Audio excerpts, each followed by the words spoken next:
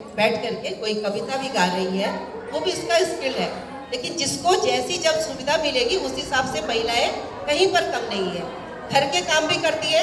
आप में से देखिए सारी महिलाएं जो यहाँ पर आई है सुबह घर का सारा काम करके आई होगी और यहाँ से जाएंगी, कपड़े बाद में बदलेंगी, पहले कमर कसेंगी और किचन में खड़ी हो जाएंगी। यही सबके हाल है, यही मेरा हाल भी है।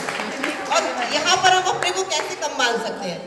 हम हर किसी से ज्यादा है, आगे है, ऊंचे है, सबसे ज्यादा है, सबसे ज्यादा मेहनत करते हैं। हमारी महिलाएं बहनें जितनी हैं अब जॉब भी कर रही हैं। एक ठेले में भी एक महिला बैठती है, सब्जी की दुकान में बैठ रही है, झाड़ू लगा रही है, कोई महिला रोड में लगा रही है, वहां से लेके घर पे काम करती है। हमारी बहनें एक दूसरे के घरों में काम कर रही है, वहां पैसा कमा रही है। और बड़े बड़ी बिजनेसमैन भी है, ब्रांड एम्बेसडर भी है, फिल्मी एक्ट्रेस भी है, या बड़ी बड़ी कंपनियां भी उन्होंने खड़ी कर रखी है। तो महिलाएं कहीं पर कम नहीं है।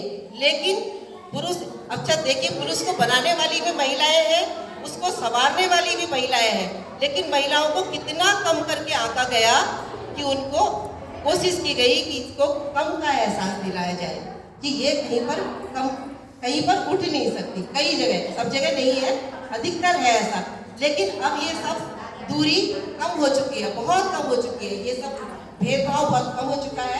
सबकी बच्चियां पढ़ रही हैं। आज पहले होता था एक लड़का अगर किसी का अच्छी जॉब में है तो उसके पास लड़कियों के रिश्तों के ढेर लग जाते थे, और अब अगर किसी की एक लड़की है तो उसके पास रिश्तों के ढेर लगते हैं। लड़के वाले थोड़े परेशान हैं कि हमारे पास रिश्ते अपने आप नहीं आ रहे। ऐसा हो रहा है। एक तो लड़कियों की संख्या कम हो गई है, अब जागरूकता आ गई है, तो बेटियां एकदम से, जिनकी 2 बेटियां हैं, 3 बेटियां हैं, तो वो भी खुश है कि हाँ हमारी बेटियां हैं। पहले एक के बाद दूसरी बेटी होती थी तो थोड़ा दुख का कारण माना जाता था कि 2 बेटियां। इसका कारण एक दहेज प्रथा भी है।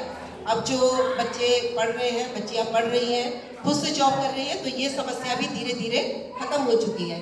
तो ये सब, इसका 1975 में जो अंतर्राष्ट्रीय महिला दिवस के जो का गठन किया गया और इसको जब मनाया जाता है, धीरे धीरे हमारे देश में भी काफ़ी जागरूकता आ गई है। तो हमारी बहनें जो है कहीं किसी से कम नहीं है और कभी किसी को कम ना समझे खुद को। अगर आपको एक छोटी सी चीज़ भी आती है, आपको पूजा करना भी आता है, तो वो भी आपका बहुत बड़ा स्किल है, क्योंकि आप अपने लिए शांति ढूंढ रही है, शांति की खोज में है और उसमें आगे बढ़ रही है। कभी किसी को हीन भावना नहीं आनी चाहिए। सबसे ज़्यादा ऊंचा काम करने वाली देश में सिर्फ महिलाएं हैं। देश में, परिवार में, पूरे विश्व में, जो घर भी संभाल रही है, बच्चा भी संभालती है। अच्छा, एक बच्चे को पैदा करती है माँ, तो उसको कितना कष्ट होता है। सबसे ज़्यादा जो कष्ट होता है, शारीरिक कष्ट, वो माना जाता है अगर किसी गंभीर रोग में है तो वो दर्द की जो स्केल नापते हैं वो होता है 8 डेसिबल। लेकिन जब महिला किसी बच्चे को जन्म देती है तो वो दर्द होता है 12 डेसिबल से भी ऊपर, जो कभी कोई पुरुष उसको सहन कर ही नहीं सकता है। तो कितनी बड़ी ईश्वर ने हमको क्षमता दी है। तो मेरा थोड़ा सा ज़्यादा कुछ नहीं कहूँगी और बहनों को भी बोलने का मौका दूंगी। आज के दिन का एक यही हमारा एक उद्देश्य है कि हम तो थोड़े बहुत सशक्त होने की कोशिश कर रहे हैं, कर चुके हैं, और हम अच्छी स्थिति में हैं।